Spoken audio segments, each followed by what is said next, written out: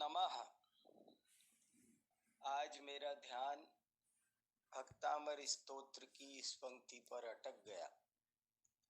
मन्ये वरम हरिहरादय एव द्रष्टा, दृष्टेषु येषु हृदयं त्वयि तोषमेति। मुझे लगता है कि इस पंक्ति में भी बहुत अर्थ भरा हुआ है। बहुत सार गर्भित पंक्ति मुझे भाषित हो रही है।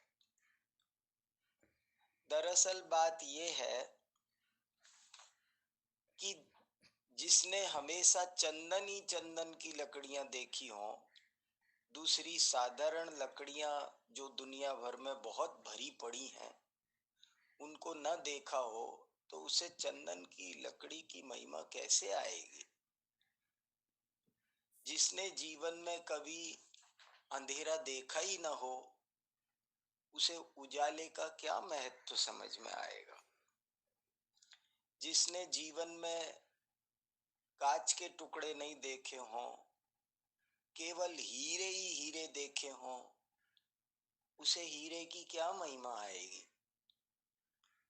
दुनिया में कांच ही कांच भरा हुआ है, उसे जिसने देखा हो, उसे कभी जब दुर्लभ हीरा प्राप्त होगा तब उसे उसकी महिमा आएगी। ऐसे ही संसार में बहुत अज्ञानी भरे हैं, बहुत अज्ञानमय राग द्वेषमय देव शास्त्र गुरु भरे हैं।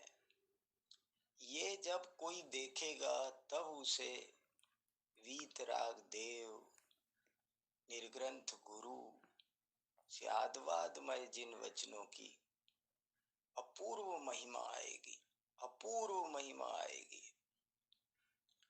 मुझे स्वयं भी ऐसा लगता है कि जब मैंने थोड़ा सा अन्य दर्शनों को देखा, तब मुझे जैन दर्शन की बहुत अधिक महिमा आई। ऐसे ही अध्यात्म विद्या अद्भुत विद्या है, पर इसकी महिमा उसे आ सकती है जिसने दुनिया की 72 कलाओं को देखा हो। संसार में कितनी इतर विद्याएं भरी पड़ी हैं, लेकिन वे सब असार हैं, संसार में ही परिभ्रमण कराने वाली हैं। एक अध्यात्म विद्या ही संसार सागर से पार कराने वाली है। ऐसी अद्भुत महिमा उसको ही आती है जिसने थोड़ा अन्य विद्याओं को भी टटोला हो। कभी कभी मैं देखता हूं कि बहुत से लोग बस सदा अध्यात्म विद्या ही अध्यात्म विद्या बोलते हैं, सुनते हैं, और उसी में मानो रट लिया है, कहीं खोए रहते हैं और बस उसको ही बोलते या सुनते से रहते हैं। और मुझे लगता है कि उनको ठीक से उसकी महिमा नहीं आ रही है। ऐसा मुझे कई बार लगता है। ऐसा लगता है सब कुछ बिल्कुल ऑटोमेटिक चल रहा है, वही शब्दावली उन्होंने रट ली है और वही उनको आदत पड़ गई है, वो उसके हैबिचुअल हो गए हैं, लेकिन उसका उनको गहरा भाव भाषण नहीं हो रहा है, उसका अद्भुत महत्व उनको समझ में नहीं आ रहा है। यदि वे अन्य सबको भी देखें कचित कदाचित थोड़ा बहुत, तो उन्हें समझ में आए कि ये कितनी महत्वपूर्ण विद्या है। क्या इसका जीवन में एक बार एक दिन कोई अध्यात्म विद्या सुने तो उसका जीवन बदल जाए, ऐसी अध्यात्म विद्या होती है। लेकिन हम उसके ऐसे आदी हो जाते हैं कि बस उसको बोलते रहते हैं, सुनते रहते हैं, एक तरफ से सुनते हैं दूसरी तरफ निकल जाता है, हम कहीं खोए रहते हैं। अध्यात्म विद्या का महत्व भी अन्य विद्याओं को देखने से सर्वांगीण अध्ययन आवश्यक है। जैन आचार्यों ने अन्य दर्शनों के ज्ञान करने की अनिवार्यता बताई है।